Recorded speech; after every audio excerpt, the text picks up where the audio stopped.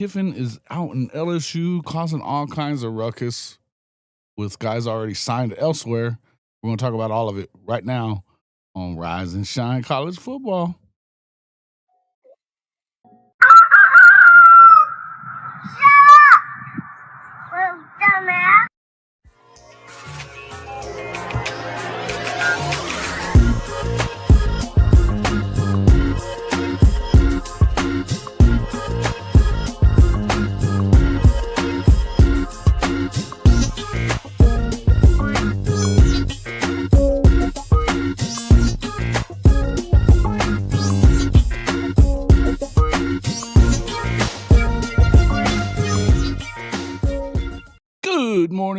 Good morning, and welcome back to Rise and Shine College Football.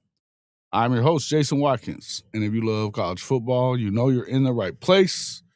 So before you forget, smash that red subscriber button, like our videos, and don't forget to ring the bell so you don't miss a moment of Hall of Fame college football. Welcome into the show, everybody, back in the mobile studio, the Hall of Fame Caravan, bringing it to you live. We will have Chris Mason in the show shortly, a couple minutes away from Chris Mason. We're going to talk about this heater that Oklahoma is on in the transfer portal, grabbing away players that leave Texas, should have supposedly been going to Indiana. No, they're in Norman with the Sooners, so we'll talk about that. Also, Damon Williams, quarterback at Washington, signs a deal just a couple of days ago to stay as the Washington quarterback. But then Lane Kiffin decides he likes him, and he's headed apparently into the portal to become an LSU Tiger. We're going to talk about that as well. What a deal. And all this happened, by the way, while, you had a player being shown around as the next quarterback in Baton Rouge. The number one quarterback in the portal already at that point, already there. Apparently he's going to be there. You hear guys like Matt Moscona talking about he's the real deal. You got to make sure you grab him up, and then we'll see. It's wild stuff, guys. Wild stuff. Good morning to David Whitehead, T Boomer, True Okie, Brandon Snake. What's up, guys? Sooner Cowboys. Logan Licky. Good morning. Duke Silver Sooner. Good to see you guys. Scott Walker. All you fellas. Good morning. Make sure you like the stream. What the hell was that? Do y'all hear that out there? That certainly was not that Blue Jay that I just saw on my truck a minute ago. That was kind of cool. Hadn't seen one of them in a while. Rules. What's rules? Rules. What rules do you mean? There are no rules. Yeah, apparently Washington, though, will be fighting this. And everything that I'm seeing about it, it's chaos, man. It really is. It's chaos everywhere. And I'm with you. I think that at some point there's got to be some kind of rules somewhere. I think the way that you're going to get there, though, is going to be through, as we've talked about, there's going to have to be, there's going to have to be collective bargaining. There's got to be. In order for you to get rules that stick, you got to have collective bargaining. We'll see how it goes. Situation has drawn the attention of the Big Ten. The conference was vocal in last year in Xavier Lucas's controversial transfer from Wisconsin to Miami, which, again, he already had a contract as well, supporting the Badgers, trying to force the DB's contract with the team, but that did not work out. He left the school, they said you couldn't go into the portal. He just disenrolled, and he was a Miami Hurricane right after that. Nothing worked out for him. So one of those things where you can sit here and say these things if you want to. In the end, not a good thing. Yeah, Giovanni Gibson being in the portal is one of those ones that, that one sucks for me as well. Same with Hawkins. You know how I feel about Michael Hawkins. Definitely going to be, and this will be new for me, but I'm a West Virginia fan now. Until we see those guys move along from there, or whatever's going on. But excited for Michael to be able to to find a place that I think is really going to fit him very well when you start looking at what they do there. 1 second there, Mr. Mason. Let me fix something real quick. Let's see. Yeah, as I said, that's one of those deals where I mean, you feel really good about for him and the way it seems like it's going to work out in that deal because of the fact that you know the system that they run with Rich Rod. I mean, remember what Pat White did in that system? It worked out very, very well for him. And I believe that Michael Hawkins is dynamic in that way, and he throws a better ball. So, welcome into the show, our own portal and recruiting expert from Sooners 360, Mr. Mason, Chris Mason. Welcome into the show, sir. How we doing? We're doing good. Yeah, listen, we're just we started off the show talking a little bit about this whole deal with DeMond Williams at Washington, who a day or two ago signs a deal with Washington to stay, and then all of a sudden LSU and Lane Kiffin get involved in it, and it looks like he's in the portal, and I don't know if they're going to be able to keep him there or what, but it doesn't sound like he probably will. Have you heard any of this? Oh no, I saw it all last night, and I'm not sure he's declared for the portal, but isn't there doesn't he have to go through Washington's compliance to get in? It feels like you do. I don't know exactly what. I know that the Big Ten is jumping in and wanting to do something about it as well. But we saw this last year with the kid from Wisconsin that decided he wanted to get in the portal. He had already signed a deal with them. Obviously you would think that you would have learned something from that. That every school would behoove themselves to find out what it was that you could have done to do anything differently. But I'm wondering if look, every time something goes to court in any way, the NCAA is not winning that deal. They're getting their asses handed to them anytime it goes to court. So if there's something that you can't do, or if there's something that you're supposed to do, you're going to have to make sure that you get it done. But I'm wondering how much further this pushes us towards collective bargaining, because I agree, there's got to be some kind of stipulations and stuff. There's got to be some kind of guardrails to protect the universities if you're already entering into contracts with these kids. Oh yeah, I mean it's clear he signed a contract with Washington. Now, yeah. You could. My legal expertise is about as good as my expertise in NASA rocket science. But as I technically understand it, with the contracts I've signed in my life, there are terms and penalties. So I would imagine that Washington should be able to enforce whatever terms and penalties exist in the contract. And obviously they had the Big Ten had this issue with Miami last year. Apparently they rewrote their boilerplate contract to try and tighten everything down for this year. And we know. It's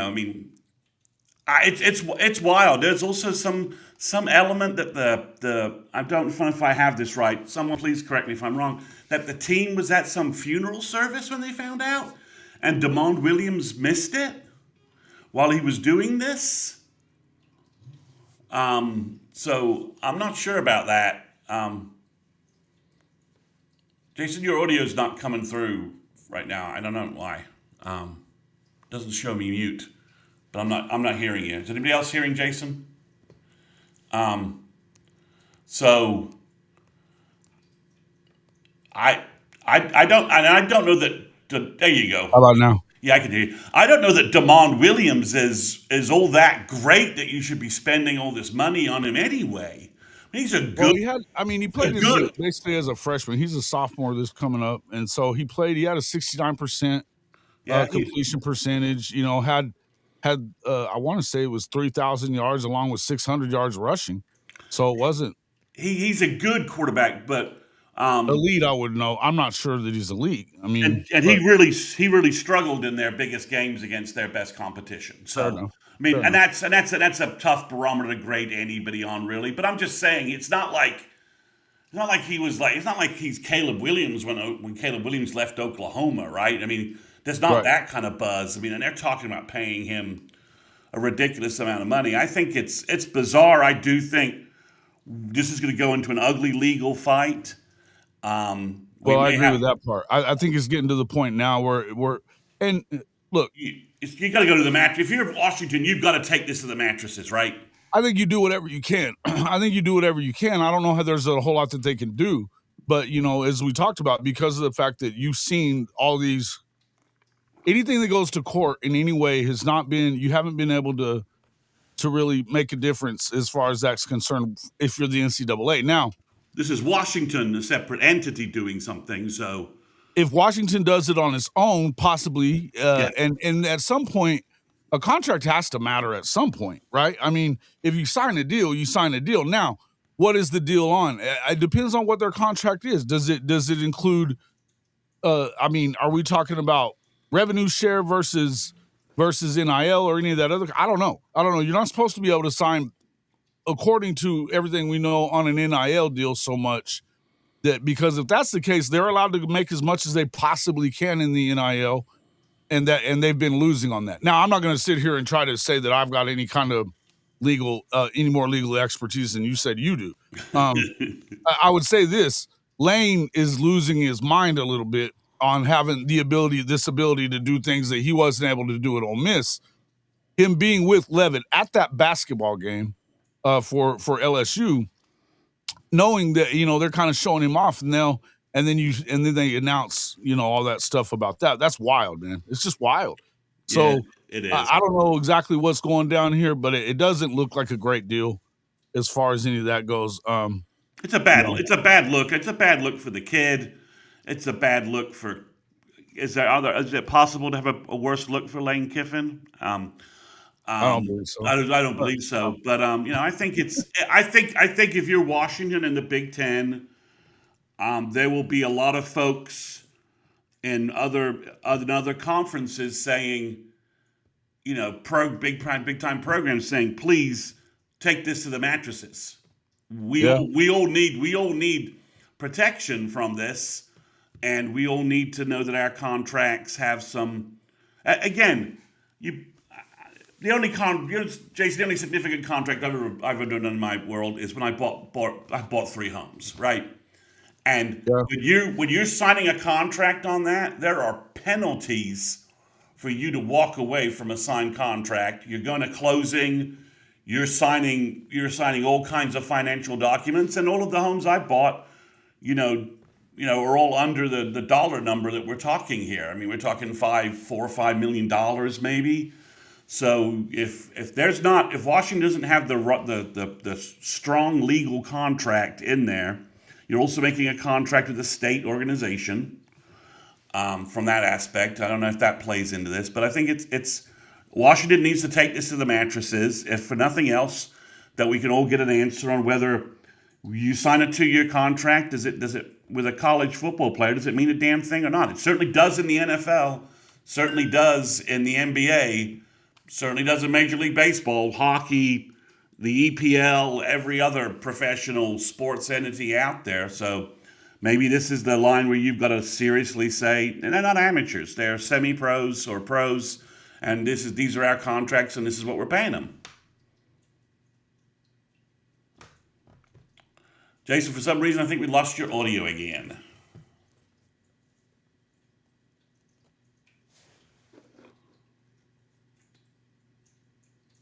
how about now? There you go. So, but just to roll back on the topic I walked in on, Jason, I'm very happy Mike Hawkins found a good place to land. I think his brother probably could have gone just about anywhere. Obviously, he wants to play with his brother, so that's kind of why Malik is at West Virginia. No, they ended up in a good position, right? That ended up That's a good spot. First off, they don't have a starting quarterback, an incumbent, where he has to deal with any incumbent bias, really, or a successful incumbent, or a big money free agent incumbent, whatever you want to say. The incumbency bias that just exists. He doesn't have to deal with that. It's a good fit for him, and I think he can. I think he could quickly excel in that offense, and I'm happy for him. I think with there's a long list of Sooner guys that are transferring. I think we all, even with a little bitterness about maybe some of the injury guys not helping us the last couple of years, we just all want these guys to find places where they can play and be successful, unless they're playing OU, right? Javante Barnes, we want Javante Barnes got to Kentucky. Good for him. Hopefully, Will Stein can find a way to use him as a second back, blocking back, something that just excels, highlights what he does. And I hope he has a great season, other than when he's playing OU. But I was happy to see Mike Hawkins land at West Virginia, because other than that, I was a little worried where he was going to be able to land, not because of his skill set, but just because of teams with commitments in free agency or incumbents that wouldn't be the best situation, because I think, as we all know, Mike just needs to play. He needs reps on the field. No doubt about it. I was happy for him there, from that standpoint. I'm excited for Mike. I think when it comes to Mike, he's going to have his opportunity. And again, as I was saying, I don't know systems that would you almost look at it as tailor-made for Michael Hawkins and what we've seen. Yeah, it's a great. What we've seen him do in the past with similar quarterbacks. I would say, you look at Pat White and what he did at Oklahoma in the Fiesta Bowl that year, and that was without really much of a throwing arm, right? Yeah, let's not dig at that. Yeah, I don't want to bring that back up, but I'm just saying. Yeah, I'm just joking with you. Yeah, I mean it's a good fit, and he can get on the field, and once he gets on the field and he gets reps. Oh, it is coming back, guys. I thought that the chat wasn't going to repopulate. It found its way. It's repopulating, at least here. So you're not going to see it on the screen, but I can pop your comments up when I think they're worthy of it. Yeah, so I just think it's a good. It wraps up this saga with a nice bow. He's got a great chance to start and be successful, and that's all. And that's all we really want for the kids. And I think Malik will be successful kind of wherever he goes. His listen, I mean, and I think that you probably have less to deal with as far as people in front of you there as well. Yeah, as we know at Oklahoma. Hey, look at Oklahoma. That's one of the rooms that there's a lot of competition. I know he's losing players.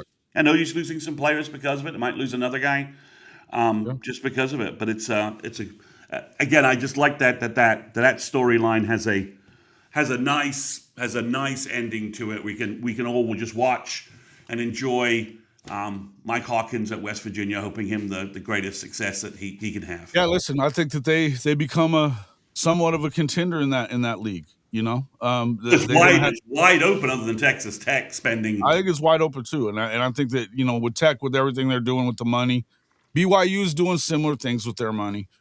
So you have to kind of look at that too. But I would say that overall, you can find a way to get out there and compete, and a guy that's as dynamic as Michael is, running a 4.4, a 4.4 and sub. We've even heard 40. This guy's a dude that could get up to that 22, 23 mile an hour spot right now. Ask Auburn.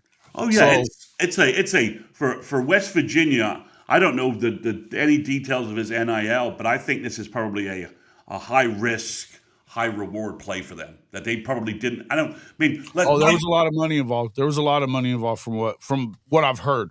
Yeah.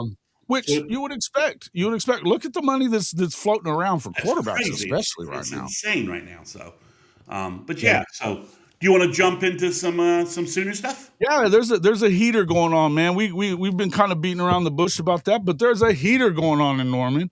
Look, man, I would think that as much as if you were listening to Twitter or paying attention to Twitter in the days leading up to Saturday and Sunday, you'd think that the world had exploded and that Oklahoma was at the epicenter of the explosion, right? Over since Sunday, Monday, and headed into yesterday, even OU's been on a heater. They have. They have. So if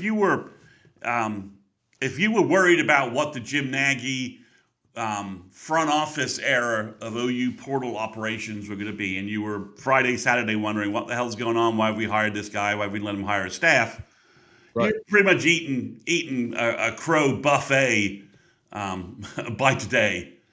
I think, Jason, just to talk about the offense first, getting 2 tight ends to clean up and boost that room is huge. If you haven't watched the Gabe and Teddy breakdown, In the Weeds on Hayden Hansen, go watch it. That guy is a tight end we haven't had since Brody Eldridge back in 2008, 2009. He's 6'8", 6'7", 270. He's a blocking machine, both in line and in motion. You could even leave him in pass pro on SEC caliber defensive ends, NFL caliber defensive ends. He's got better receiving skills than I think most folks realize. DJ Lagway seemed to have something in his contract where he wouldn't throw him the football, wouldn't throw Hansen the football last year, even though he was wide open.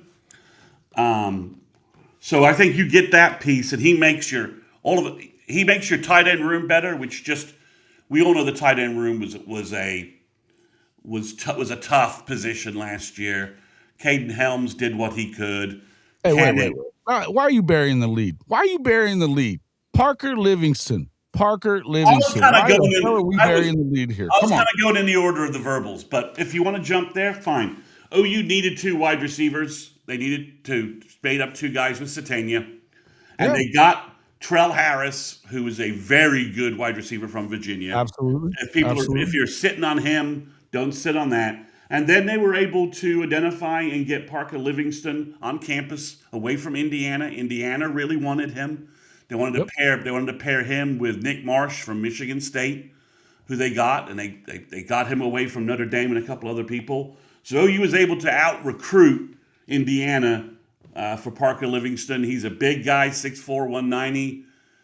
And if you have that starting 3 set of wide receivers, Livingstone, Trell Harris, and Isaiah Satania, that's a good threesome that upgrades the OU passing attack. There's some carryover from that I'm not overly happy about Giovanni Gibson leaving, but everyone's got to do what they got to do. So it's a big addition, and on the plus side, it's driven the Texas fan base absolutely crazy. So and their mods on their pay sites have lost their mind a little bit over it. Yeah, I think it's great. That's why it's the lead. Look, Parker Livingstone had a touchdown in the damn Red River game last year. Oklahoma hadn't scored a touchdown in 3 of the last 4. So it's good to know. Look, again, I you know how I feel about the situation at quarterback and the way that the offense has been run overall. I haven't been excited about. I don't particularly care for the fact that there are a lot of good quarterbacks in the portal, and we're not looking, and you doesn't feel like you're probably going to be able to get any of them because Mateer's entrenched. So you don't. There's no competition involved. They're not going to go out and spend the kind of money that it would be to get one of them when they've already paid the kind of money they have for Mateer. So you better go get somebody that you can expect to make big plays in this offense some way, somehow. This is a kid that for much of the year to me was the safety valve for Arch Manning. They were roommates even. He threw him the ball when they were struggling to find open guys, or any offense at all, any passing offense at all. Right. No, that's what I'm saying. They whenever he was struggling, it seemed like Parker Livingstone was the guy that they found. So to me, I would tell you that this is a big move. And anytime you can get somebody that played a significant role for your rival a year ago or, in the last season, then I think that that's a big time deal. I love some of the other stuff they're doing as well.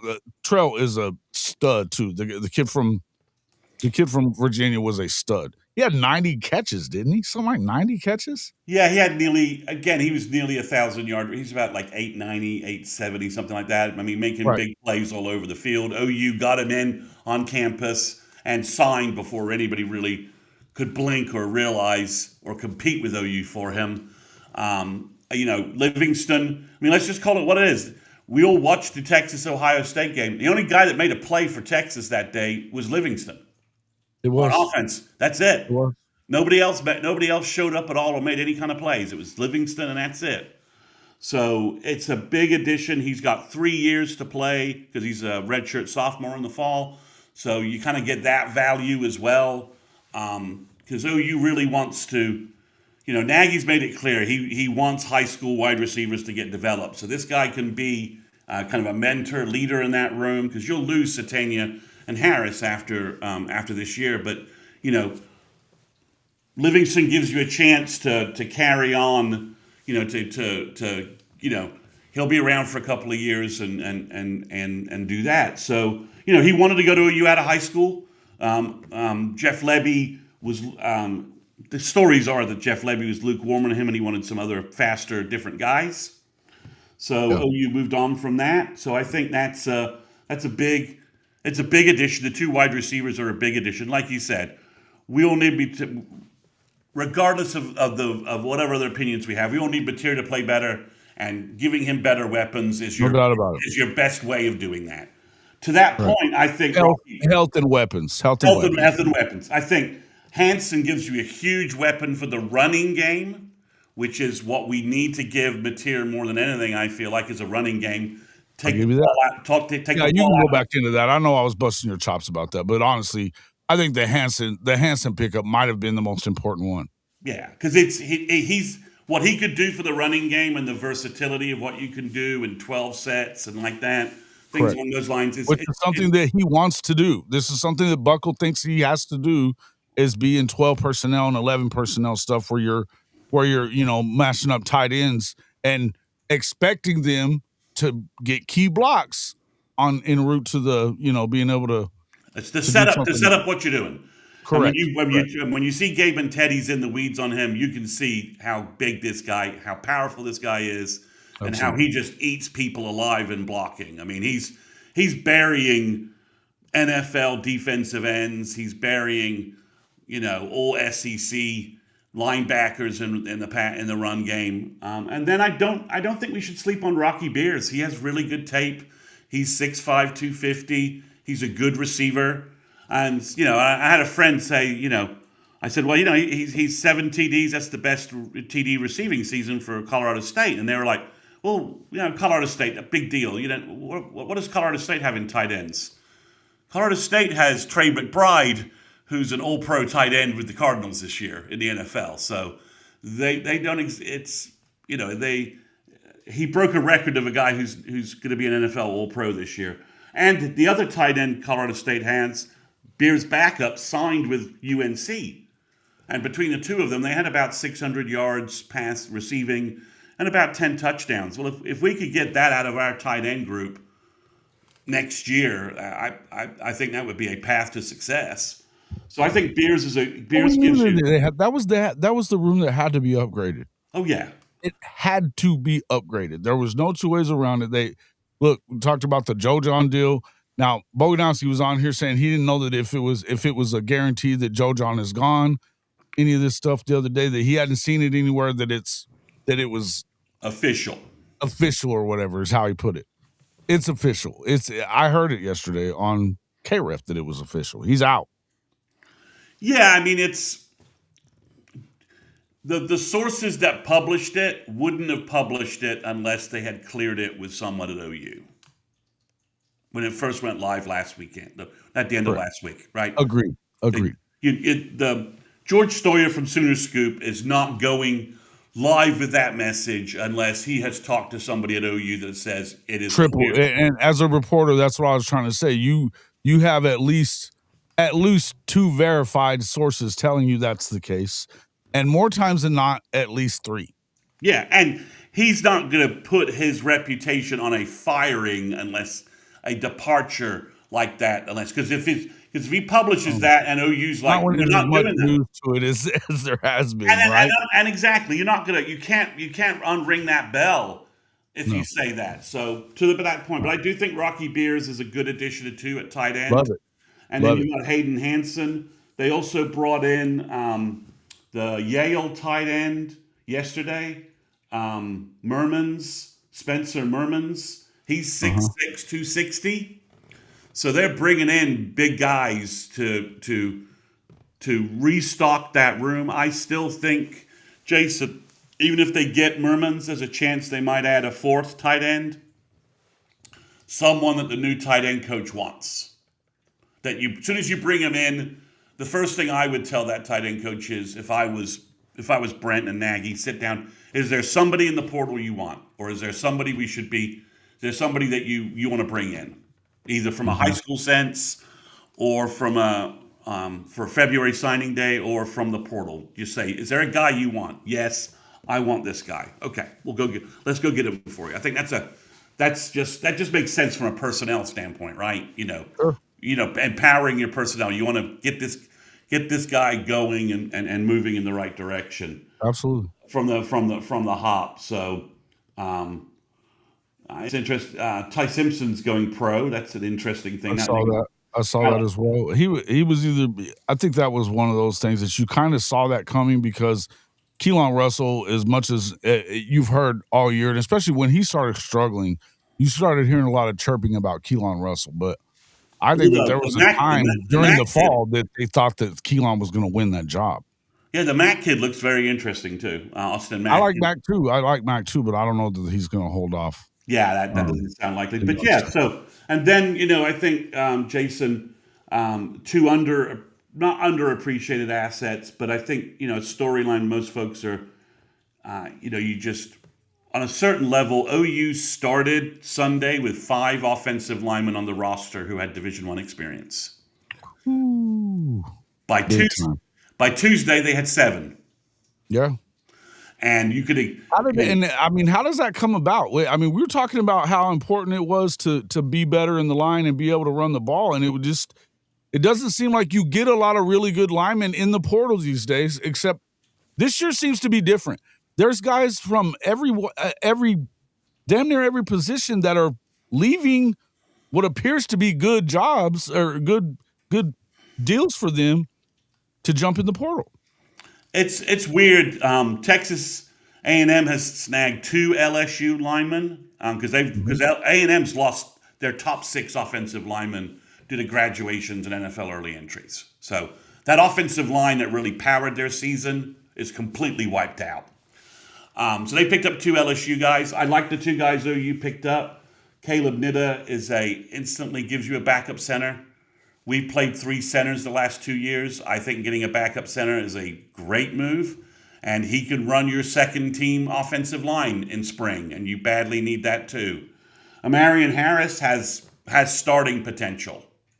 Mhm. So I think he gives you 6 starters right off the bat, which I think is good. We played a lot of tackles. It gives you some flexibility. It gives Bill some competition and some movement there.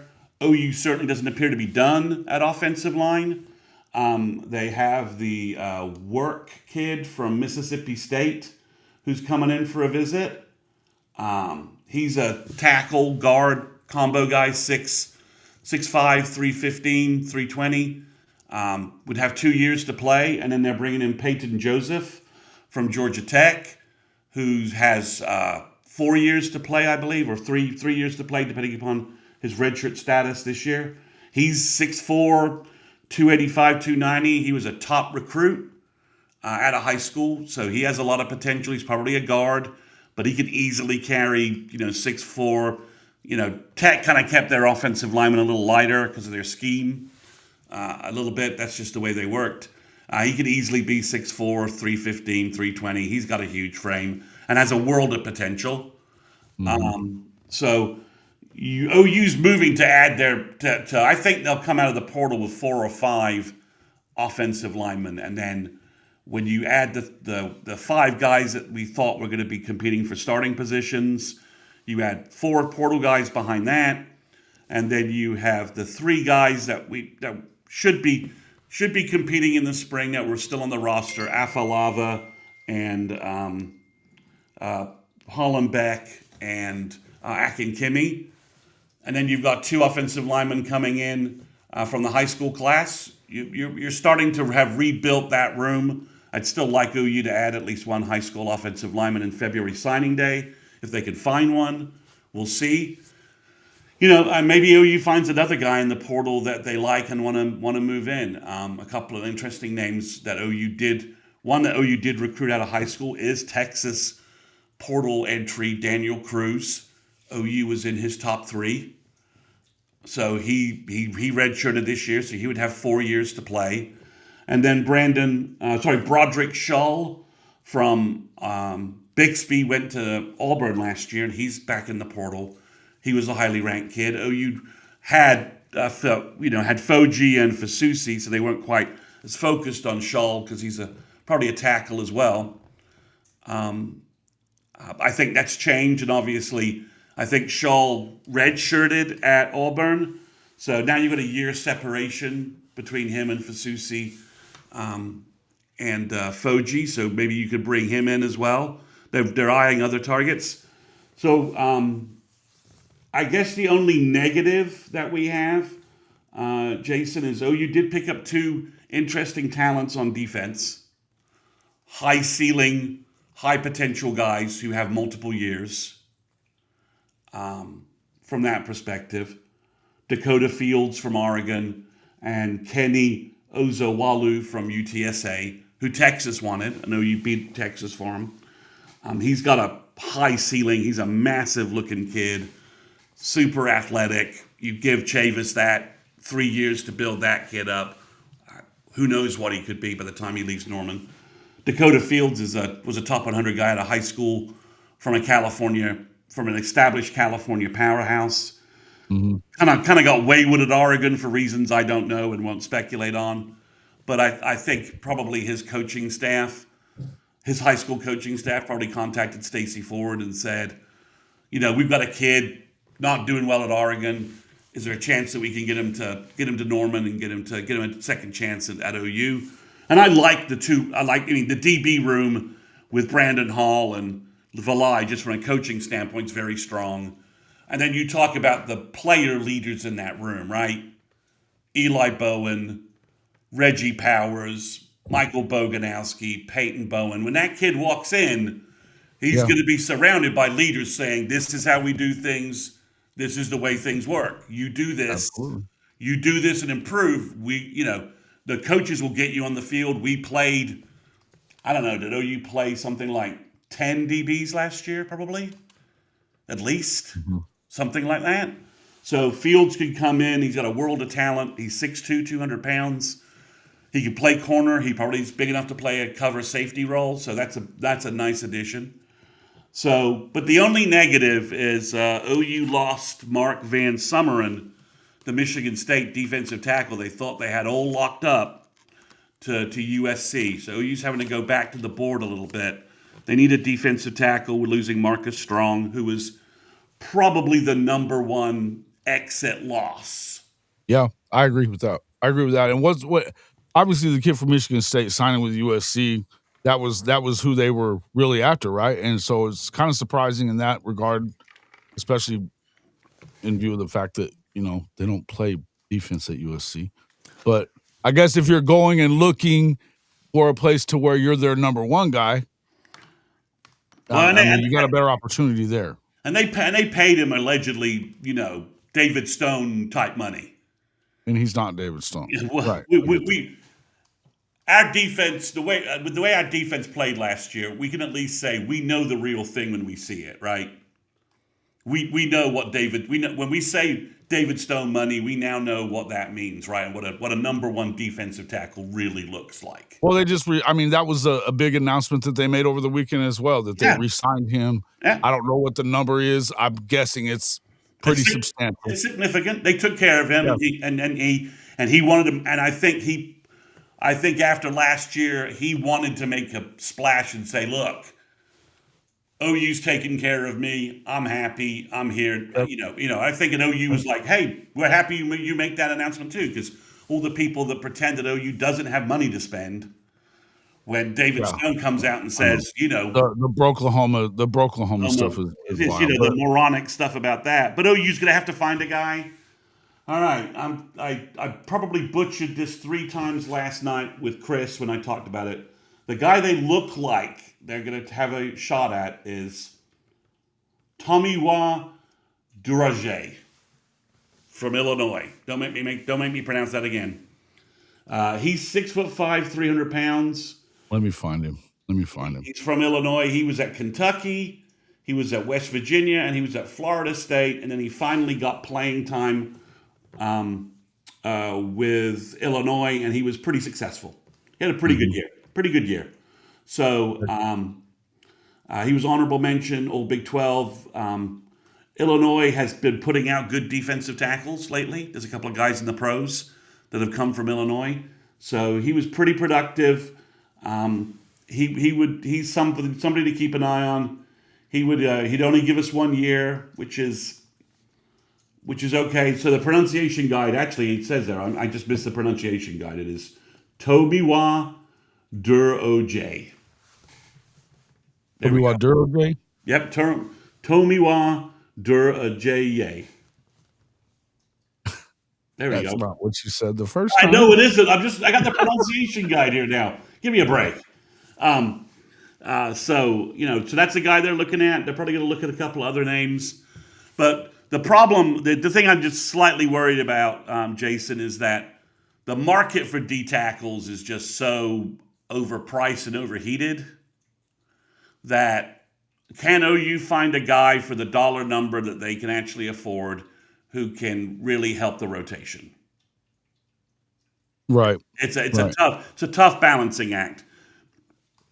And at some point, do they find themselves wandering into a number where maybe they go back to Marcus Strong and say, okay, that was your number. You left, you found, you're looking around, but this is our, we've got a new number for you. And maybe that gets into play, or maybe the number starts creeping up, that OU starts looking at some other guys and going from there. It's a tough position to be in. OU's done a good job at the offensive line. As you said, there's a lot of guys. LSU is somehow going to have to replace 8 offensive linemen. And they're spending all this money on quarterbacks, and I don't think they've talked to any offensive linemen. I don't know how. LSU's offensive line was trash last year, but you at least got to have some guys to build from, right?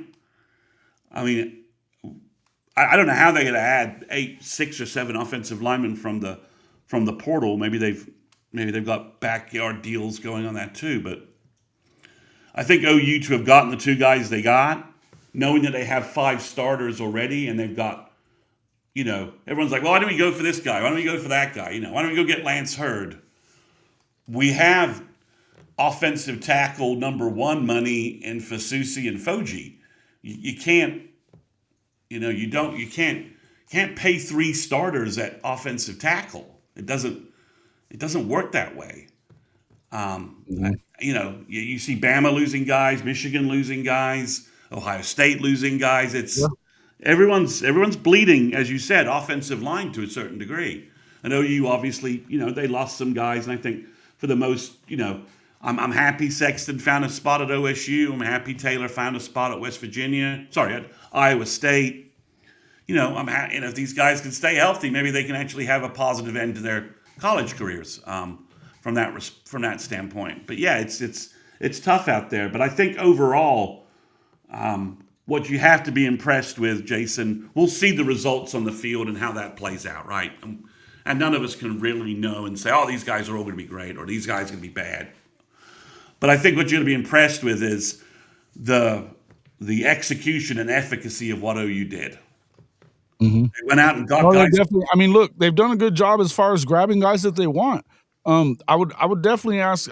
Coach Thompson here talking about EJ, and it's stirring comments. What's going on with Emmett Jones? Why is it that it seems like none of his players are staying around? Guys that he's recruited, guys that he's brought in, whatever. It's all. Are they flipping? Is there something to all these flipping the wide receiver room pretty much completely? Well, I think so. Everything seems to indicate that Emmett Jones is staying.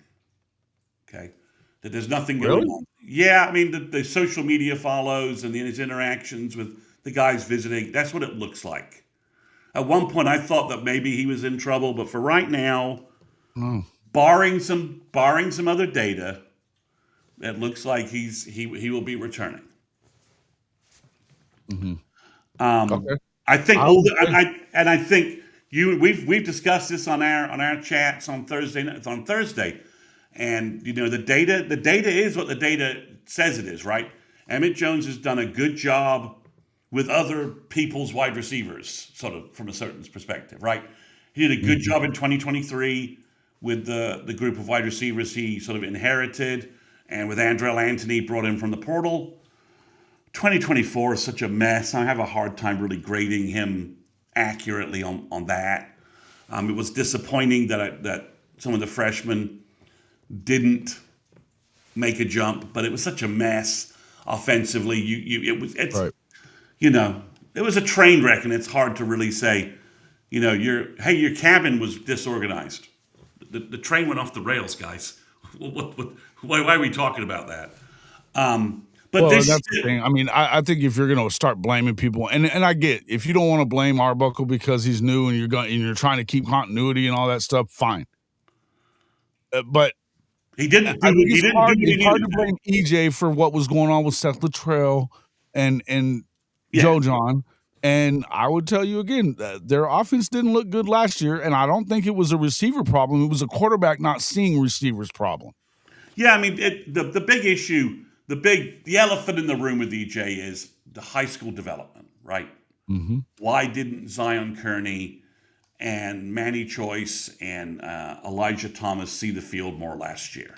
Okay, and I think that's a Arbuckle, EJ, Brent discussion about how they manage and handle their wide receiver rotations.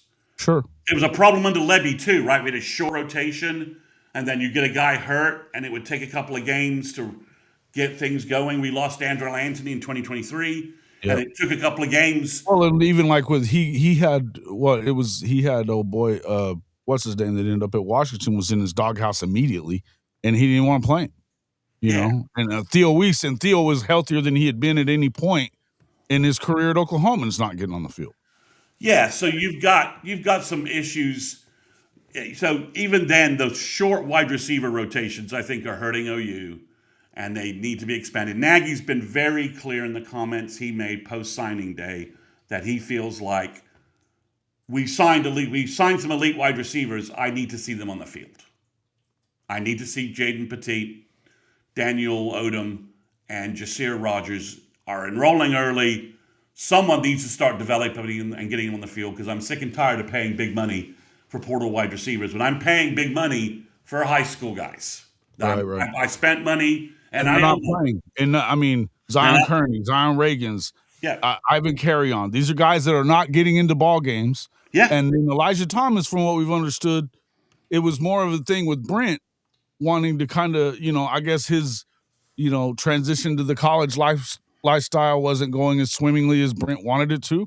He was struggling a little bit with the playbook is what the word was too. So okay. And I don't know if that's true or not. But EJ's returning, but I think it's been very clear from Nagy, from Brent, we need to start seeing a better rotation. We need to start seeing a better rotation of wide receivers, and they need to start playing more options because we cannot continue to keep going back to the portal and spending what we've just spent. They spent a lot of money to bring in Livingstone and I'm sure they did. Harris, and you have to. It's just the market's just what it is.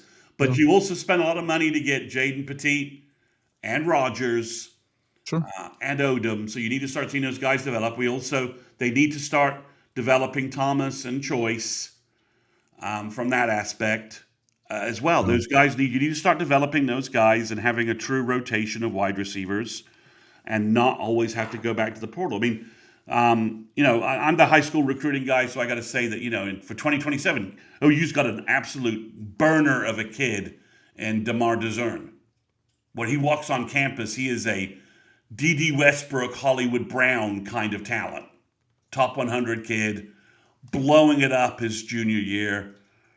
He's electric, and he's got speed to take everything over the top. So, Truoki, we will get to your question in just a second. He got less than 150. Parker, come on. Yeah, come on. Come on. Yeah. Come on, Coach Top. There ain't no fucking way. Yep. So I think that's the case. EJ, it's a prove it year. Same thing for DeMarco. It's a prove it year, right? We just spent money to get you the high school running back you wanted in Hatton. We got a high school running back in Walker that Nagy loves and thinks is going to be great. You got two young running backs. You know, they need to get healthy, but you know, you've got a room of running backs. And we're doing everything else. We're doing everything elsewhere to improve the running game. We need to see the running backs improve as well. So I think it's prove it years for those two guys. Because at the very least, EJ was integrating portal wide receivers well, and they were performing well. And everyone may say, well, that's not a big deal. Well, you're maybe right, but it's true. So they were certainly from that standpoint. That's at least a positive that you can say from EJ. But obviously, I think the other points that folks have are dead on accurate. True Okie was asking about the linebacker Cole Sullivan. So there's Michigan portal entry, Cole Sullivan, a linebacker. He's a redshirt sophomore, so he would have 2 years to play. He's 6'3", 230, dynamic. OU thinks he can be special and is, to repeat a term, going to the mattresses with Michigan for this kid. They really want this kid. They think you plug him in with a returning Kip, with Samo Musigo and Nesta, who they think is going to be a great guy. They're working on it, right? They're working on it from that standpoint to try and beat Michigan. Brent went out to Ohio. I think he's from Ohio. Went out to Ohio to do an in-home. And OU's basically, upping their NIL offer because they think he's very good. If that doesn't work out, they're going to shift to Owen Long from Colorado State, who we've talked about before. He hasn't signed anywhere, and I think OU is also a little bit waiting on the Corey Heineke situation, which no one really has a reliable answer. I think it's pretty clear Kip is returning. So you're talking about Kip, Samo Musigo, James Nesta, and hopefully this kid, Cole Sullivan, and then OU feels like they'd be back to a really solid 4 linebacker group. And if something, you land a miracle on the waiver of Owen Heineke, your linebacker room's even stronger. Right. Coach Top, I know damn good and well that not everybody's getting $500,000. I'm telling you that there's no way that 150 is what got this kid to Oklahoma, Parker Livingstone. When he was also in Indiana a couple of days before that, there's no way that was the number. Give me a fucking break. Now that may have been the number Texas tried to. No, I know. That's what I'm saying. Yeah, but the OU number was significantly above $500K. And we're not idiots here, dude. We're not sitting here saying that everybody gets paid a shit ton of money and all this kind of stuff. And a lot of the year numbers are 2-year contract numbers, so cut it in half. Yeah. And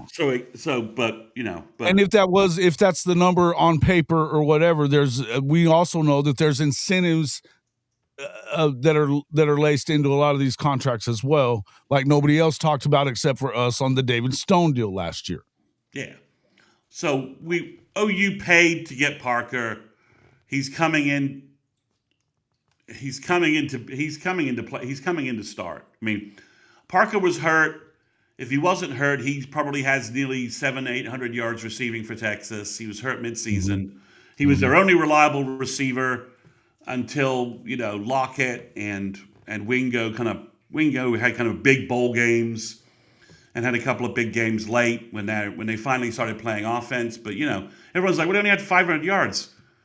Well, did you see how few yards frickin' Arch threw in the middle of the season? I mean, what was it like 110 against Kentucky? Some crap like that. So, So, I mean, OU feels comfortable with what they did. He's a good fit for what they want. You combine him with Satania and Harris.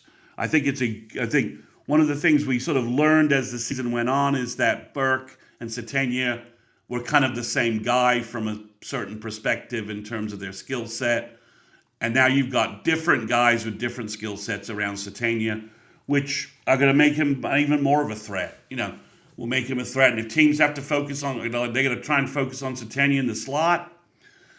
They're going to be leaving themselves wide open for big plays to Harris and Livingstone, provided our quarterback sees them and pulls the trigger. But I do think the OU needed to update their offensive line depth, check. They needed to rebuild the tight end room, check. And they needed a couple of playmakers at wide receiver, check. So it's Nagy's going through his MS project list and checking a lot of boxes. Meanwhile, there's a lot of other programs out there, Texas, that are not really hitting their needs and not doing a good job of that in the first 5 days, and are obviously suffering some setbacks and kind of are all in on Cam Coleman, and they're going to have to pay a king's ransom to get him.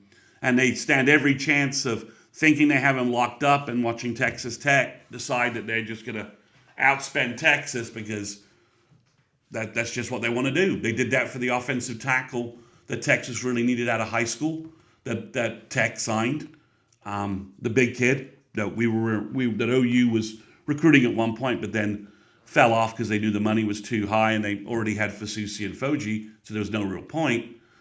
But I think that's the major point, is that the front office staff, hit the must-haves that OU needed. OU so far, I would say, is 2 offensive line, 2 tight ends, 2 wide receivers. They're a defensive tackle away from hitting their top 7 needs. I mean, they're doing their job. That's what I'm saying, and that's why I'm sitting here going back and forth. Coach Top, you got to stop, dude. You got to stop. You're going to sit here and try to tell us that you're going to sit here and try to go counter to everything that my guy's saying. Don't do that shit. Don't do that shit. Because where are you going to sit? Are you going to come in and tell me where your sources are and who they are that are saying this otherwise? Because I know that the sources that Mr. Mason has are legit. I tell stuff behind the scenes in our secret chat to Jason and Chris all the time, and generally speaking, I have sources too that are saying, I double check a lot of the shit that you say. I've been doing it for a year. You're not wrong. I mean, I'm not always right. But not everybody is, but things change. Also, things change. You gotta knock that shit off, bro. You gotta knock it off. But generally speaking, if I like, I'm going to give you guys a high school nugget, right? That I haven't mentioned. I don't think I mentioned maybe last week. Zane Rowe, Denton Geyer defensive end, is going to be a Sooner. Bank on it, done. It's over. Mm. So, and in and as far as like 4 weeks Nagy and stuff, look, this is the way. You don't have to like it. Nobody really has to like it. Right. And I'll just say that nobody really has to like what's going on with Nagy. And the bottom line is nobody gives a shit at Sooner at the Switzer Center, because the guys that he's brought in, they've by and large they have produced, save for Jaden Knott. Yeah, he made a mistake there. Yeah, but he was a take everywhere. That's the point. I'm just saying he could have gone to Georgia and done the same damn thing. Correct. Wouldn't have mattered. Because Kirby and part of it too, I would also say that I don't know that had much to do with him either, because whatever was going on in the running back room or whatever was going on with Buckle, it's not like anybody had great opportunities to produce in that offense the way things work. Yeah, there wasn't a commitment to the run game, and the shuffling O-line didn't help, and you've got other cause factors in there as well. But it's clear that Nagy has a process, has a front office working. They have a procedure. Their execution is operating at a high level. What the results are, we'll see on the field. But they're telling us that this is the guy they wanted, and they got the guy they wanted. Yeah. It's And it's interesting that it's going so smoothly for OU with their NFL style GM, and Texas doesn't have that. They don't have that setup. They don't have the setup that OU has. I think a lot of teams are going to end up copying what OU has after this portal season when it all ends out and you see that OU has the number 4 portal class in the country, and has hitting on the kids that they want the most. And they're going to look at, well, how did OU pull this off? And then turn around. And then you're going to turn around. And then the end of February, by February 5th, OU's going to have maybe 4 more verbals in their 2027 recruiting class. And all 4 of those guys are going to be top 100 caliber players. And then you look at that and you're like, oh, okay, OU has a top 5, top 10 portal class, and they have a top 3 high school recruiting class for 2027. How is that operation work? How is that operation working? And it's, well, we've got a true scouting and recruiting staff at the top for both high school and portal recruiting. And they also did, I think, for the most part, Jason, they did a good job on retention. I mean, Devon Jordan went to Baylor because Baylor offered him a significant amount of money. And Marcus Strong is out there looking for a bigger bag of money. I think he's making a mistake from a development standpoint. But, well, we'll see where he lands. We'll see where he lands. Why he isn't being offered more when they need the depth there, right? Or they're and again, they may come, and that's where the inflection point will be, Jason. Right? That OU will reach a point where the money they're having to offer for a kid is more than they were going to offer Marcus Strong, and they evaluate Strong as being better than that kid. So that maybe they roll back to Strong and say, "You're right. You were right. This is your real value, and we're matching that." Something along those lines, right? That always, just because he's left doesn't mean he can't come back. We've seen that before, and in this defensive tackle market, that may be what OU decides, or OU's like, and. There's, we can question some of the evaluations maybe on offense. If you want to start questioning Todd Bates' evaluations, I'm going to tell you that you need to just back up and look at the data we have. And the data we have says that Todd Bates knows what the hell he's doing in coaching and developing defensive tackles and evaluating them. Right, of course. And some people I said this the other day. The people that are the people that want to sit here and do the EJ slander, I'm going to say this too. There was a lot of people talking shit about Todd Bates a couple of years ago. There's a lot of shit talking shit about Miguel Chavis. A lot of shit. A lot of it. Yeah, and one of them was in our chat a little while ago. But listen, these guys have proven that they know what the hell they're doing. Now, as far as EJ goes, I don't know what's true, what isn't, all that other kind of stuff. I would tell you that I'm not for all the EJ slander at the moment. I've never heard any of it before, and I think it's weird to do it now. And again, like I said, I think that there was bigger problems than what EJ was doing development-wise, because these kids were running open. Yeah, I mean, period. End of story. So yeah, if you want to compare EJ to Joe John Finley and say their high school guys, aren't being as productive as you like, sure, you can do that, but this is not an apples to oranges comp. It's just not. No. I mean, 2023, our wide receiver group we thought in 2024. If they're not on the field, I don't know. I gotta ask if that isn't something to do with. I mean, look, the guys that got on the field were guys that, yeah, they picked them up in the portal, but it was when Buckle got there. Yeah, I mean, yeah, and so we'll see. But like I said, it's clear from Nagy in his comments, his public comments, we got two elite guys at wide receiver. I got you 2 elite guys at wide receiver. Petit and Rogers. Stop. I'm the fucking host here. This is my show. What are you talking about? And we're not going to sit here, and I'm not going to sit here and out the money for all these kids when I'm going to tell you, I don't know it, and I'm not asking him. And I don't care what the money is. It doesn't fucking matter to me. It doesn't matter to me. All right. So, Truoki, that's that comment. That's what the general consensus is. Most people feel like with Lepak being restored to the tight end coach position at K-State, that's going to be a hard pull for OU. I don't think pulling the guy from Alabama is going to be easy, but I think that's the only name that's out there right now, and I think you're going to see either something come. No, EJ guys, the whole EJ Board of Regents contract thing. This is a red herring. Ignore it.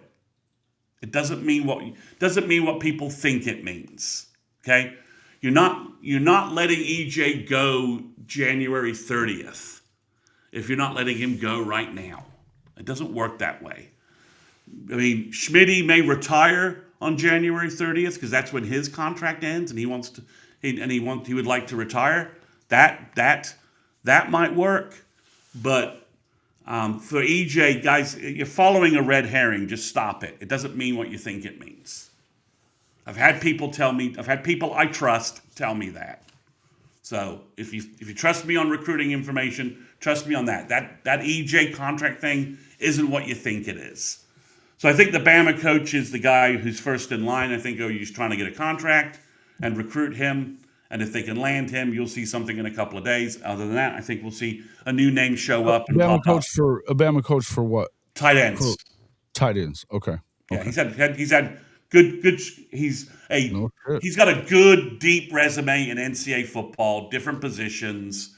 He's been at Western Kentucky with Arbuckle, so they have some crossover. They know each other, and he's done a good job at Alabama with their tight ends for the most part. And now, before someone says Alabama's running game sucks, Alabama's running game sucks because their offensive line sucks. Because you have a 300. It's not a good fit for what they were trying to do.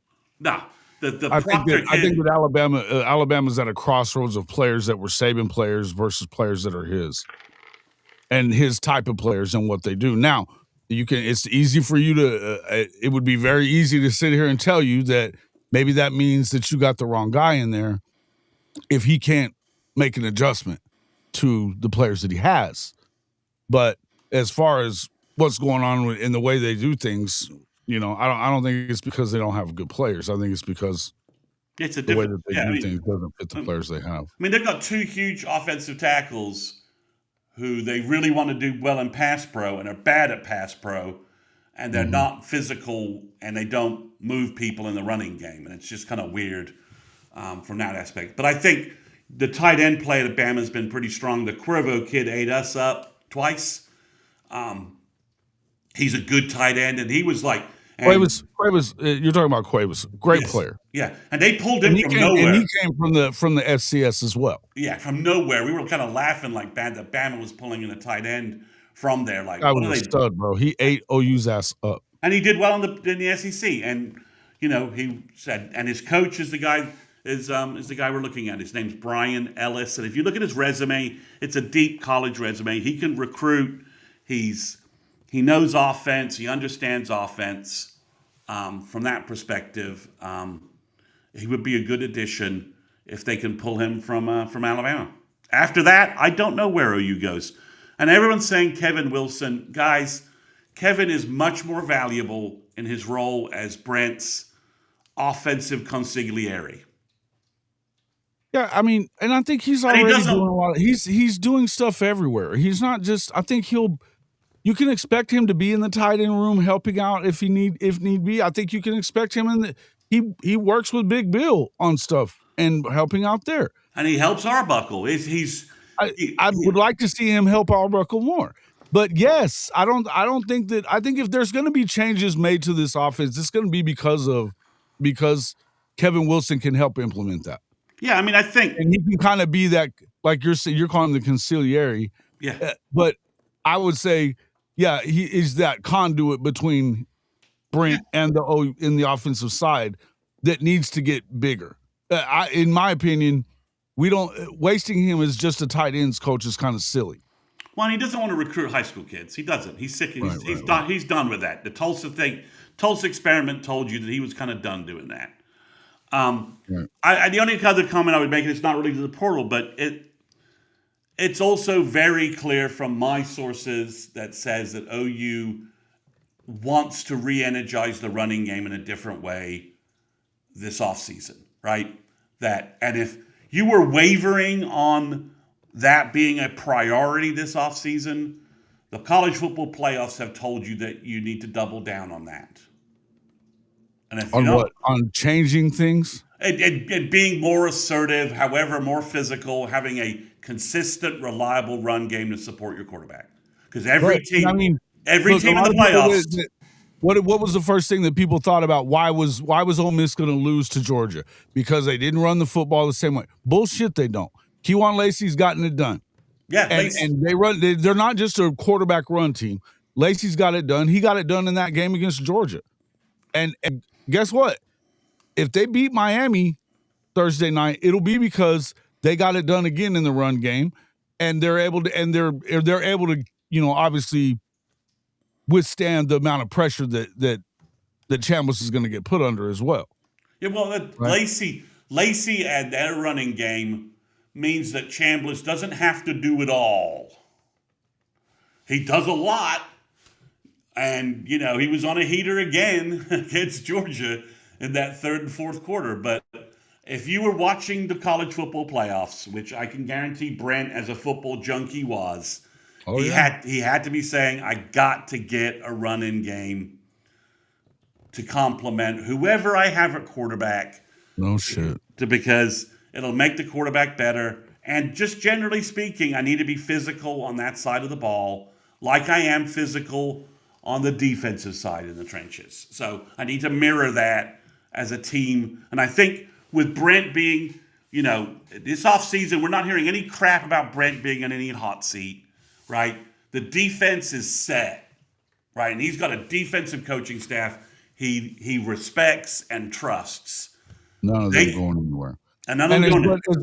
As long as the offense is not performing, everybody's on the chopping block. Just so we understand. Yeah, exactly. So, but he can this offseason. It's easy to pick on EJ. It's easy to pick on Big Bill. You've heard a lot of people that talk shit about DeMarco, and Joe John. He gone because of it, and part of that, you can say part of it was the stain that was left on him from being the co-offensive coordinator with Seth Luttrell.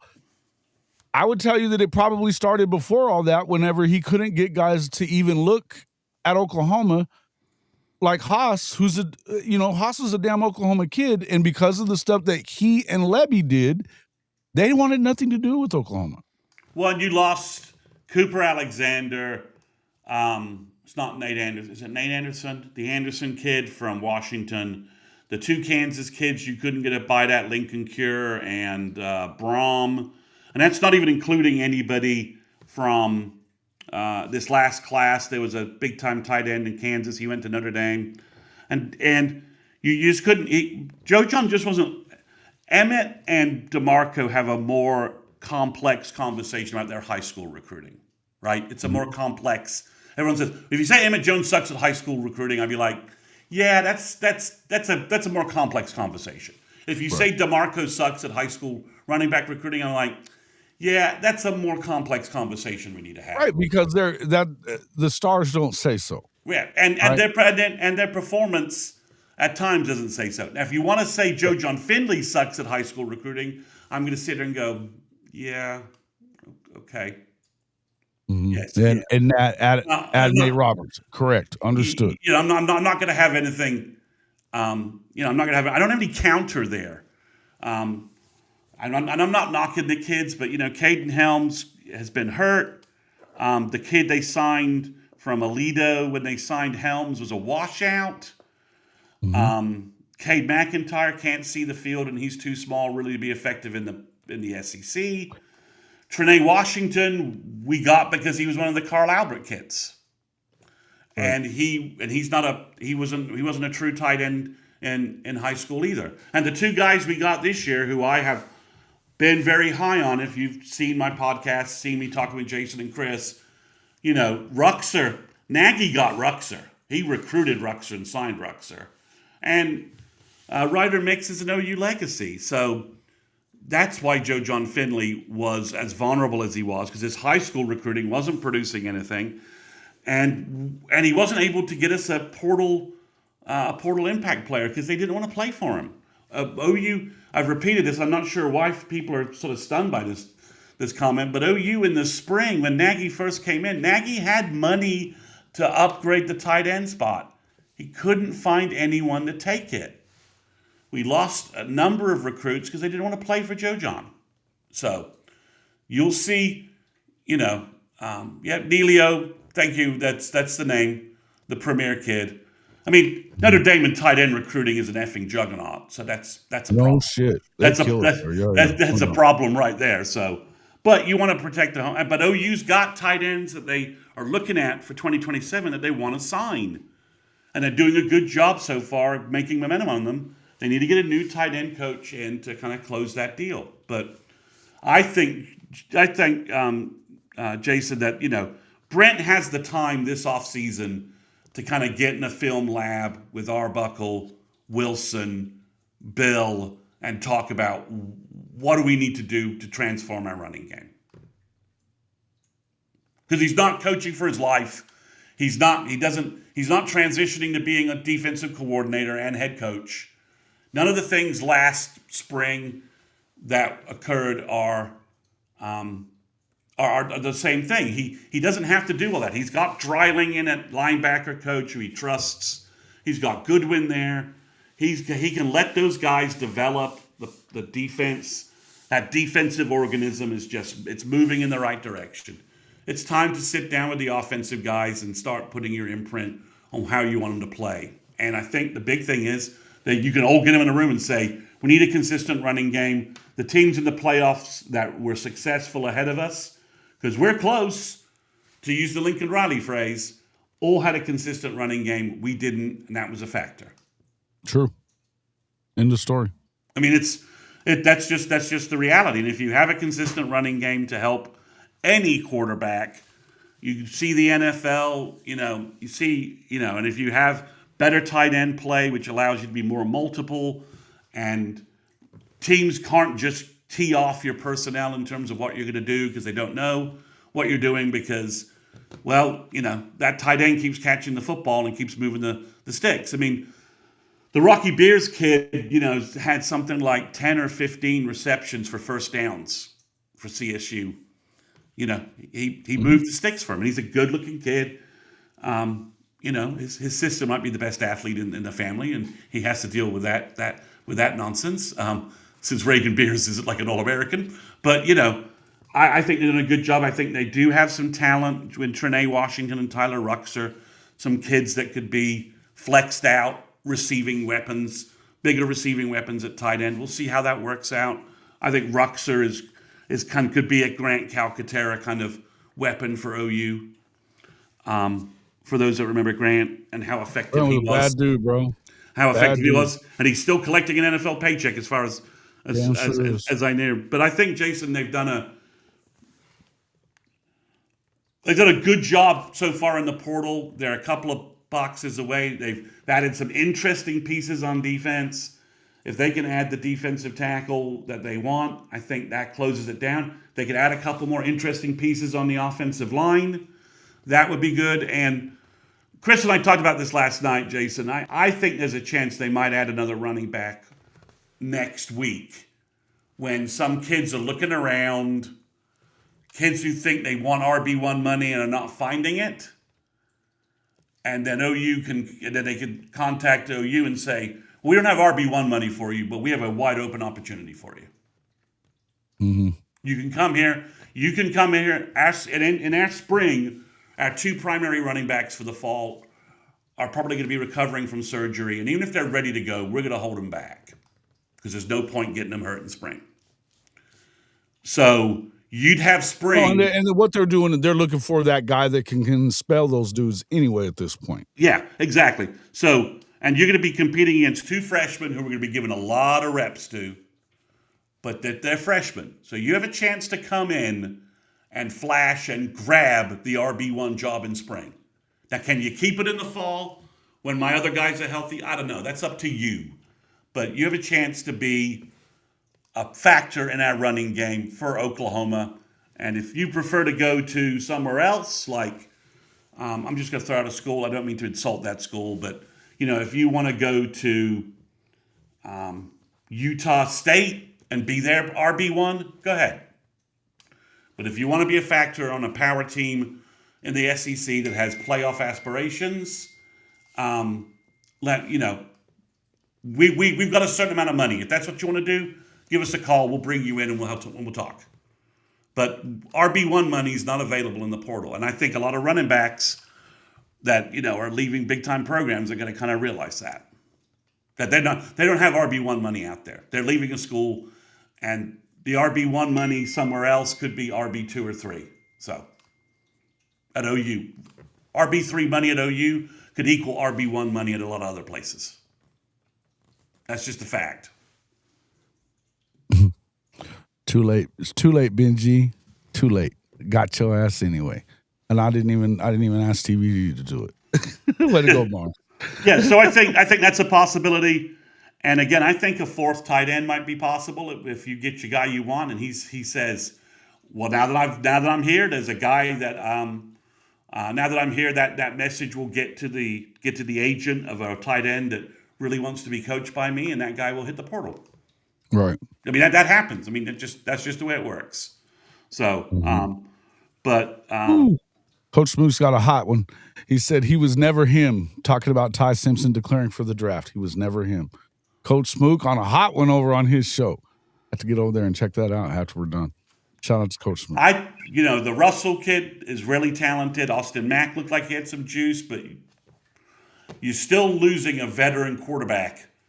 And as good as Russell is, there's going to be some growing pains there if that's the guy you decide to put up front. But DeBoer, kind of needs to get his guys and get going with his guys to see if it makes a difference. But the Indiana game does not bode well for Kalen DeBoer. DeBoer's offseason is going to be painful. So yeah, it has. It has. You can't get drug like that on national television. And your team quit. Your team just quit as well. That's the thing that always throws me, Jason, is whenever you're a power team and your guys just quit on you. So. Is that you getting messages? Sorry, it's coming through on my, it's coming through. It's, Chris has to bug me while I'm talking to you. Tell me he's just getting on my fucking nerves. He knows better. He gets on everybody else's ass if their texts come through. Yeah, sorry, it's coming through on my phone. I need to turn it off. Sorry. No, he needs to knock it off. He knows it is. We kick his ass. There we go.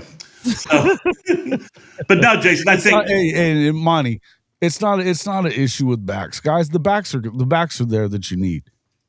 They don't have to go and spend a bunch of money on Caden Durham or any of that stuff. Look, I get it. He's an Oklahoma guy.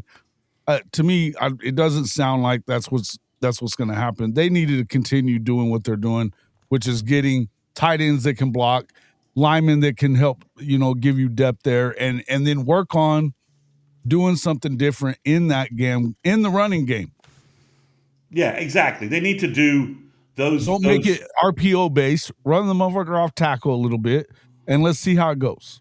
Yeah, or do some combination of it. It's just you need to do something different and be doing something different to combine stuff. So we'll see. Well, I'm all right. Let me see if I'm very happy that the way you can't fault the execution and the efficacy of what we're doing. And for the most part, the guys we're getting in seem to be guys that are different. I mean, players that are going to play now. Yeah, Hanson. Our best blocking tight end last year was Caden Helms. And Caden, God bless him, after 2 knee injuries, was 238, something like that? 235, maybe? Hayden Hanson's 270 freaking pounds. He's 35 pounds bigger, and he's 6'7". He has absurd reach, and he's, that's the difference. Rocky Beers is 250. He crunches people in the blocking game. And then if they get this kid from Yale, he's 6'6", 260, and crushes guys in the blocking game, in the run game. So OU's clearly making a change, deciding that they want to get bigger at the tight end position and have the ability to really run the football behind tight ends and use them in a way. Like I said, guys, watch Gabe and Teddy just basically drooling over Hanson's video on their How could you not be? He's a monster. Yeah, I mean, he's just a monster monstrous. that can move, a monster that can catch balls. I mean, there's nothing to not like about what he looks like. There isn't. So from that perspective, and he's just huge. And if you get, they've got a UConn guy from Germany they might kick the tires on if they can't. Overall, it's OU's done a good job, and I think we all were frustrated about the way the Alabama game went, right? And if you were in that stadium, I know Jason and Chris were, and how frustrated they were with that loss, and especially watching Bama give up against Indiana, where we may have struggled to beat Indiana, but we wouldn't have given up on defense like Alabama did, right? Our defense, the physicality of our defense, is not up for debate. But when you pull back from there, the momentum the program has right now is elite. It's doing really well. So, and I think you talk about the way they closed the 2026 recruiting with Petit, Rogers, Ruxer, and some of the other pieces they were able to get. And then you look at the 2027 high school recruiting, which is going crazy. I need to do a recruiting podcast about high school stuff and not talk about portal stuff because there's so much good high school stuff going on. And then you talk about the success that they're doing here, the fact they retained most everybody that they wanted to retain, save for a couple of losses. I think they've already offset the Devin Jordan loss with the Fields acquisition. But you look at all that, Jason, I mean, OU's going to be a top 10 preseason team. Something 6-7 range, probably. So, from that perspective, that's the momentum OU has right now. Guys, George Stoya has put an article out about Sullivan. I'm not going to give away his paywall content. That's not fair. He just posted it. So if you're on Sooner Scoop, you can go read it. But there appears to be some noise about Sullivan making a decision and coming up, and we'll see if OU is able to close that out. Now, it would be a big addition. That defensive tackle, linebacker, if you can get the defensive tackle you want. There's a guy at Iowa State they're also looking at who that's also very good, 6'5", 290. I prefer the Iowa State guy just because I like Iowa State. Maxware, Sullivan hasn't signed. There's nothing indicating that right now on Twitter. There's nothing. That's not the indication. Go check out. If you're gonna have to check that out with George Story, he's the one breaking that, and it's behind his paywall. So we're not gonna shit on them and put out anything that we may or may not know. And I don't know anything, just so you know. But yeah, I mean, I've read we're definitely not gonna burn on 3 and Stoya on something that he's got behind his paywall and nobody else is putting out. Yeah, I mean. And all credit to George, he does a great job following the portal stuff. So we're not going to do that. But that's where, if you're wondering where the noise is coming from, that's where it's coming from. Mm-hmm. So, and Michigan people maybe are starting to report the same thing, but I don't have anything from my sources, my bat phone. So I'm not gonna steal somebody else and pretend I have info that's not mine. Right. I don't do that. I don't do that. That's not what I do. Right. And let me see what Story is saying. So I would say, Michigan people are going to, if OU does get Sullivan, the meltdown on Michigan's message board. It could happen today, according to what Story is saying in his article. No, Cherokee, if Parker Thune says, I have given Parker credit for stories that Parker is the lead guy on. And if you've heard me say no, that's about me not liking Parker. That's what he's saying. Though. Well, I mean, But I don't do that shit to him either. I don't go. In fact, don't. I don't use their site, number one. So I wouldn't be able to do that because I don't look at his shit. But I also would not burn Parker any more than I would burn Stoya or any of those other guys. That's not how we roll out here. Come on now. Yeah, I mean, guys, if you listen to my pod or if you're on my Patreon, anytime Thune or Drum or Josh have the scoop, and I reference it, I directly give them credit. And then understand something. I've been a fucking journalist for 20 years. All right, and Jason, you'll back me up on that, right? I don't do that shit. I don't steal somebody's stuff and act like it's my own. That's not how I roll either. Yeah. So and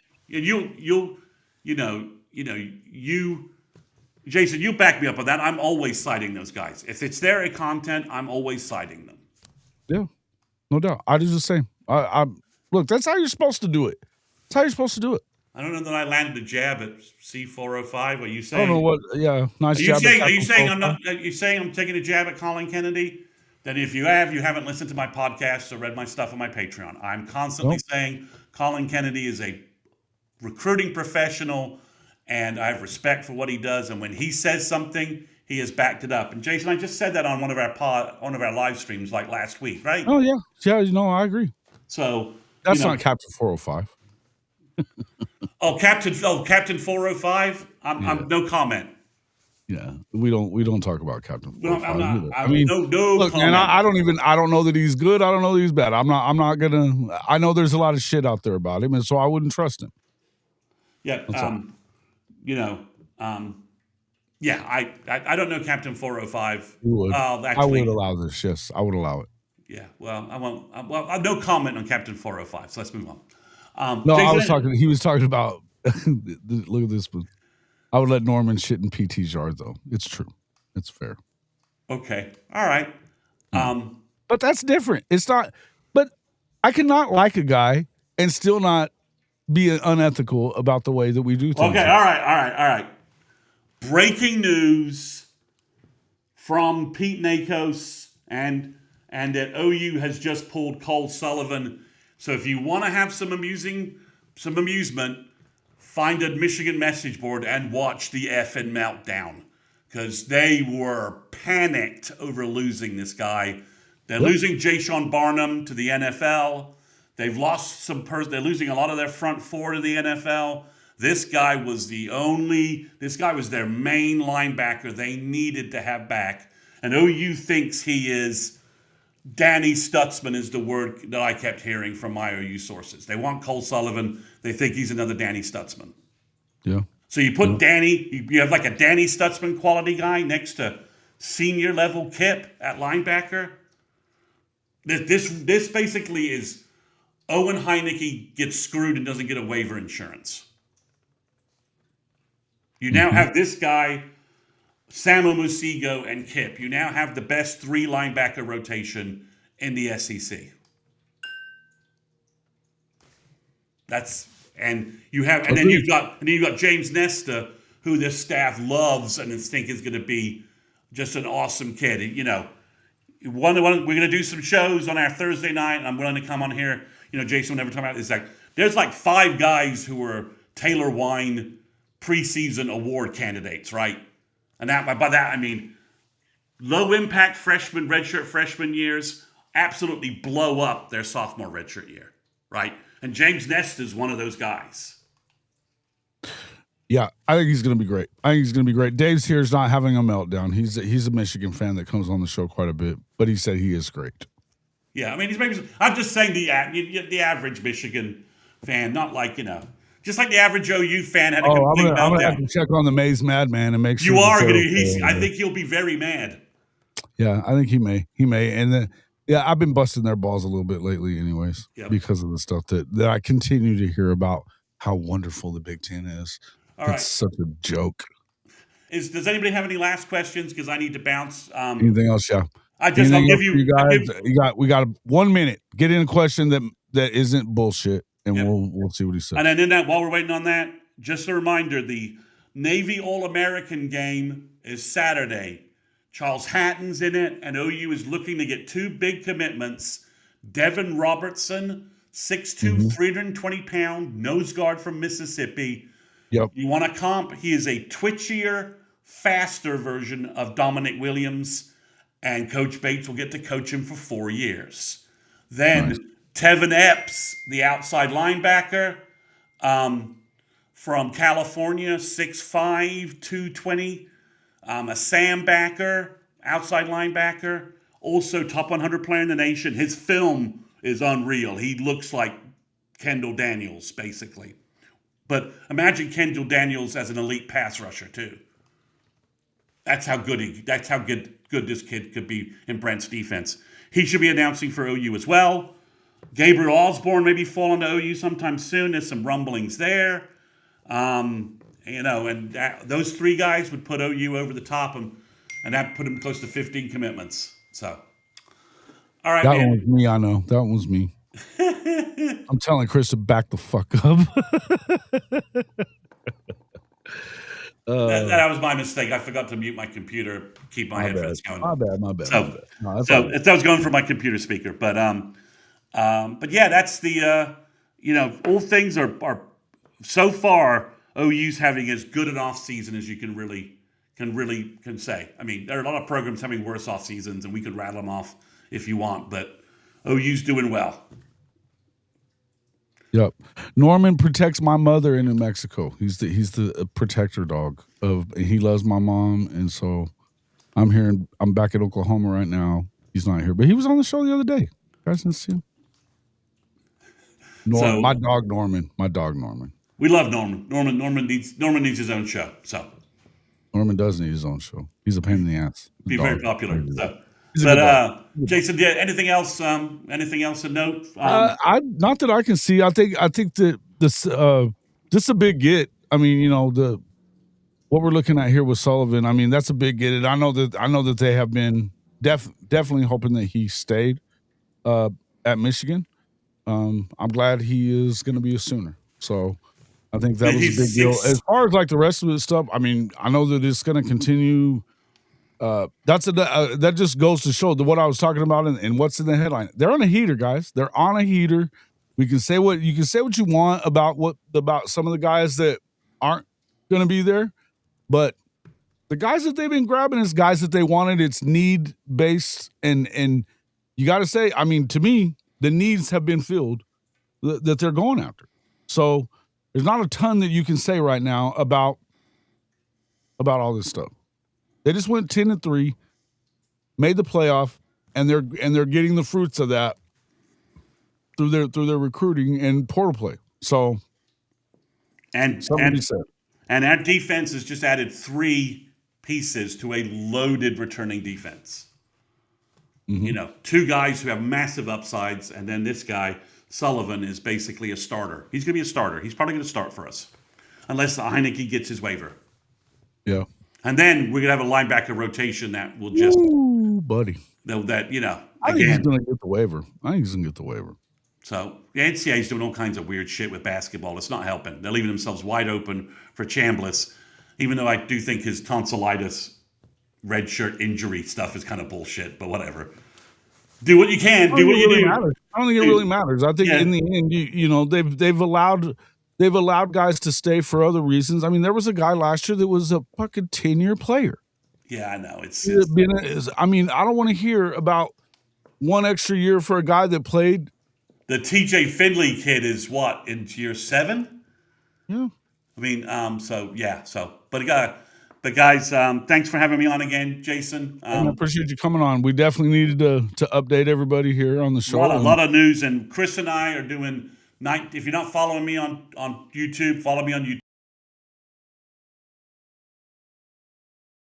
We're doing nightlies. We're doing nightlies. We've been broadcasting on Jason's channel. Thank you, Jason, for letting us cross over on you. Glad to do it. Glad to have broadcast to get that out. We're getting close to about 800 people on our 3 channels watching those shows.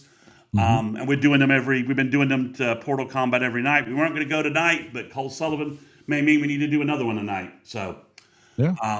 But that's big addition. I mean, obviously, that's a big pickup. It's a huge pickup. So, and we could hopefully something will come up about this. And I saw where On 3 is talking about Chambliss and ESPN talking about Chambliss and his plight against the NCAA on the waiver and bitching about why it hasn't already been decided upon.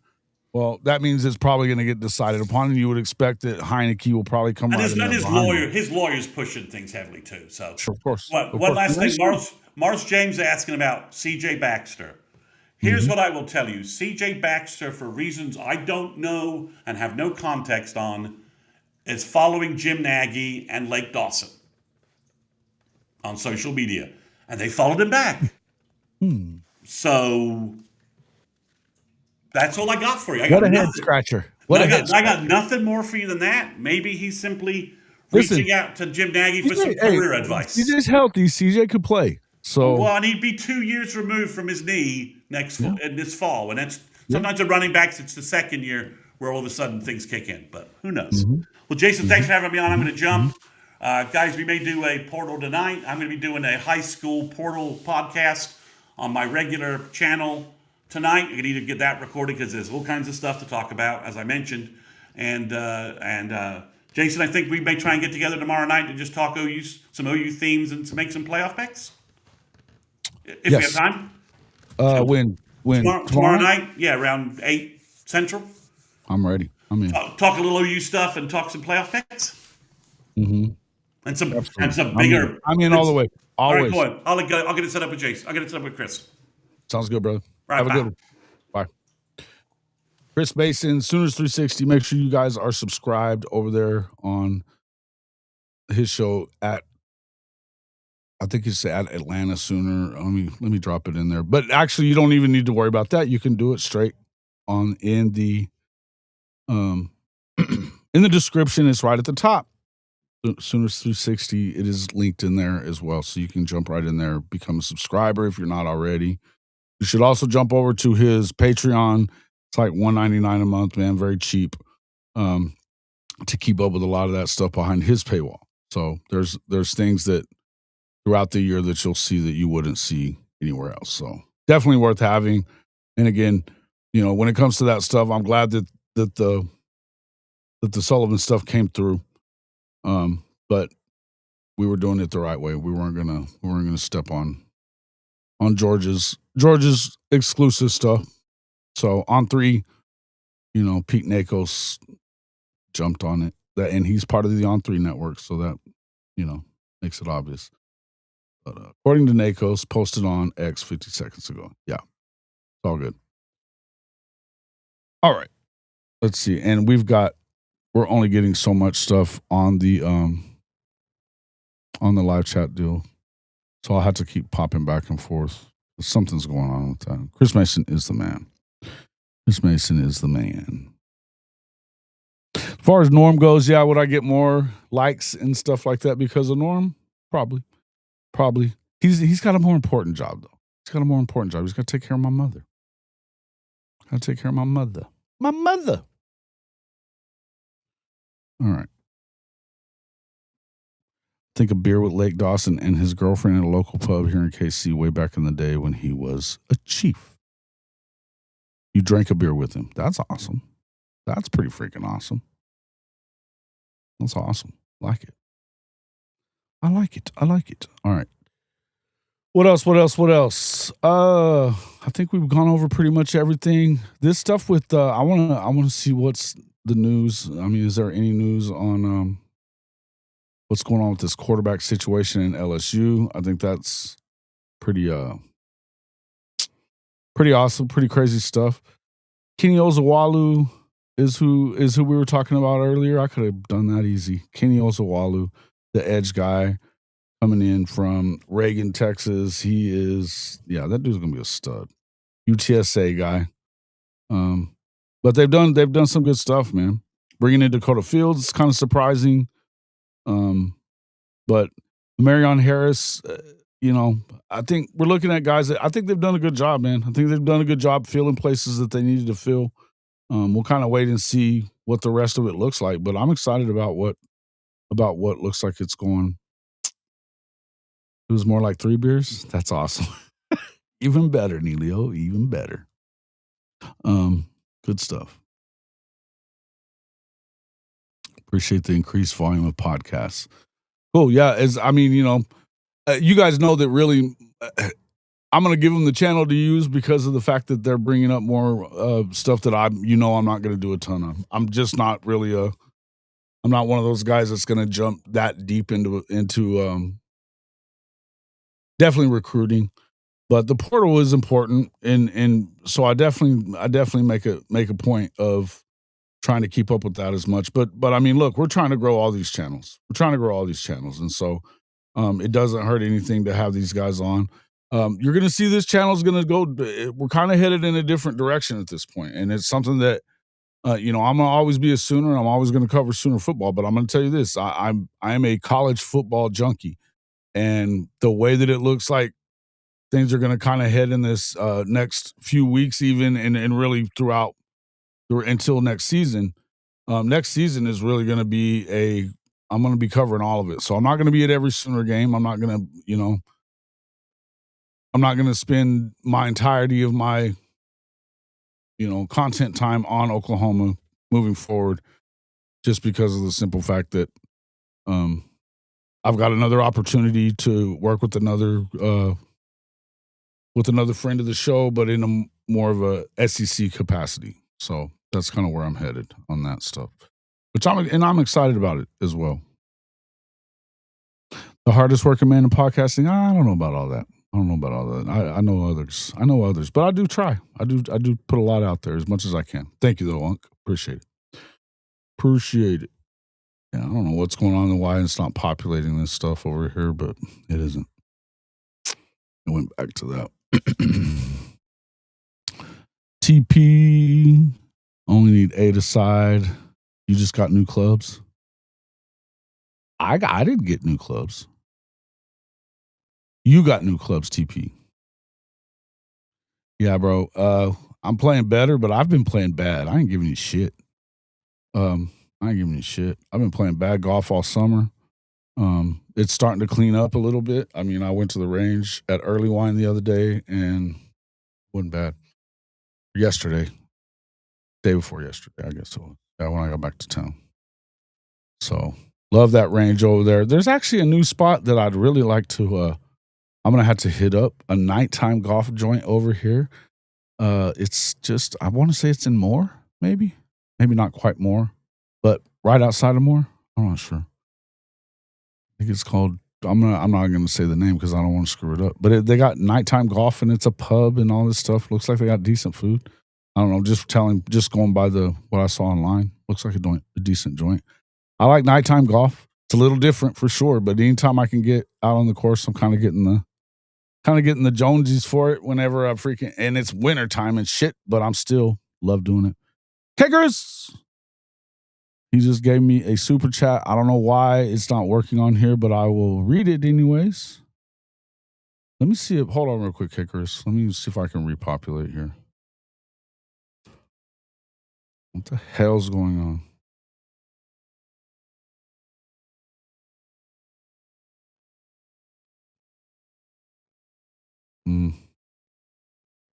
Doesn't appear to be working, Kickers, but I'll read it here anyways. Thank you for the super chat, sir. What's up with LSU? The NIL deals may not be approved. Also, don't text me acting foolish. Was it foolish though? You get all bitchy about people. In their and the phone going off whenever we're on stream with you. So don't tell me what to get bitchy about, bruh, homie. All right. Yeah, I don't know. What do you mean by what's going on with that they're not going to approve what NIL? Because this is news to me. I don't know. The NIL deals may not be approved. Their main thing, I'll tell you this, whatever's going on at LSU, if they're talking about not approving NIL deals, would be wild, because I'll say this much. The reason that they got Lane Kiffin was because of all their promises about NIL money and all that other stuff that they're going to have for him once he got there. Pretty crazy stuff. It sounds like Chambliss is going back to, I think there's definitely some weird stuff. And I think that Lane is going a little buck wild himself. All this stuff with the quarterback from Washington while he had a quarterback there at the game with him is wild shit, man. It's just crazy stuff. So I don't know what's going on, man. JRs? Is that what you're talking about? What do you think about that place, Snake? Is it good?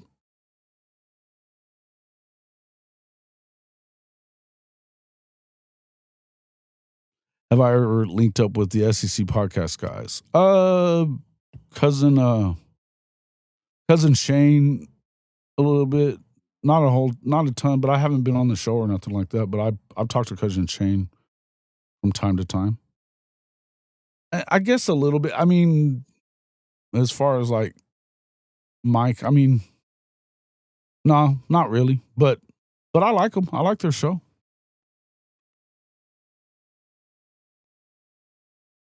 Mm-hmm.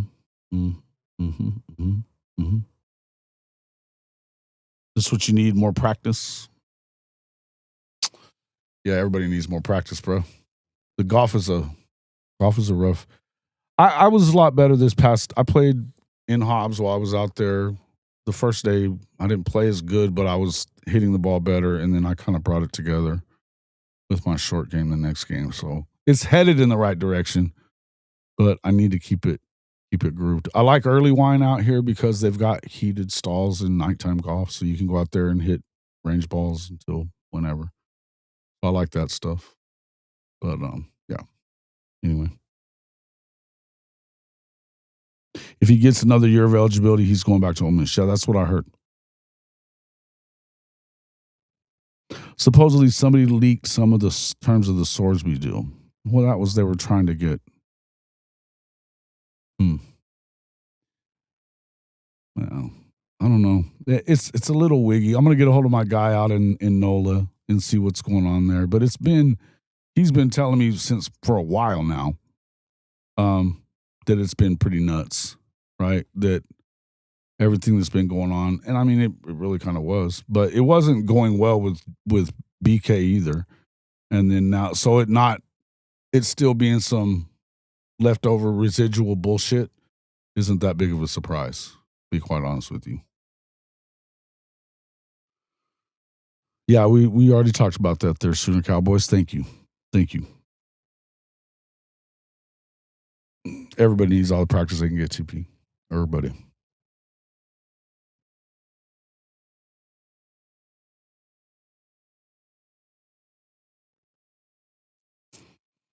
Winning completely changed the trajectory of Oklahoma. I hope so. Listen, they got to win. They got to keep winning. It's going to have to continue, right?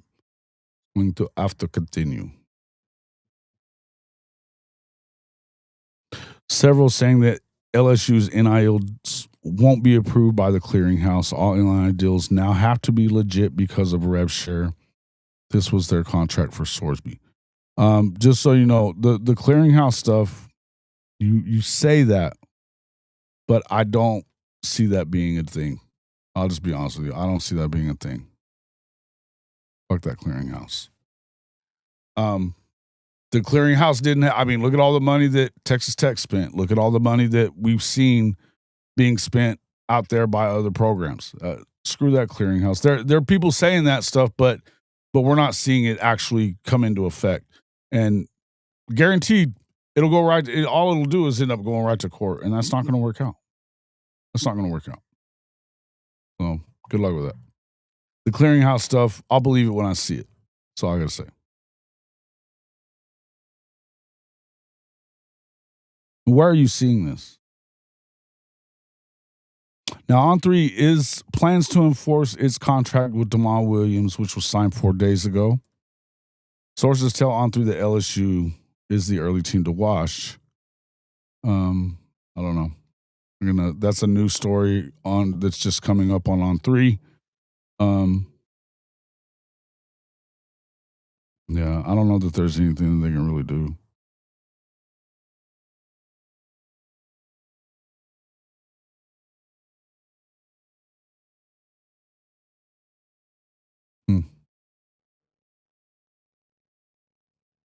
Miami's also in on it as well. But again, Adding more intrigue to this legal battle, Fish and Williams share the same agent at Wasserman. The Washington quarterback threw for 4,009 yards and 33 touchdowns to only 9 interceptions, adding 893 rushing yards and 8 TDs in 26 career games at UW.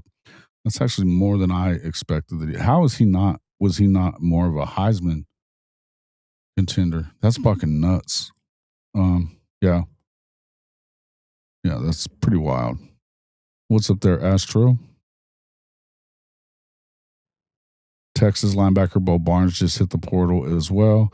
Something's going on at Texas, man. I'll tell you that much. I wouldn't worry all that much about their defense with who they're bringing in. We know that the guy knows who's in, but there's certainly some issues going on there. And beating them for guys in the portal and stuff like that. It's the meltdown in Austin could be coming at any point. So it is what it is. But guys, we've been going for just under 2 hours. I'm starving, man. I've got some stuff to do around here. But appreciate everybody coming in. Make sure you check out, as I said before, Mr. Mason at Sooners 360, K Chris and the Horns Down podcast at Horns Down Podcast right here on YouTube. Appreciate everybody coming in. We'll see you on the next one.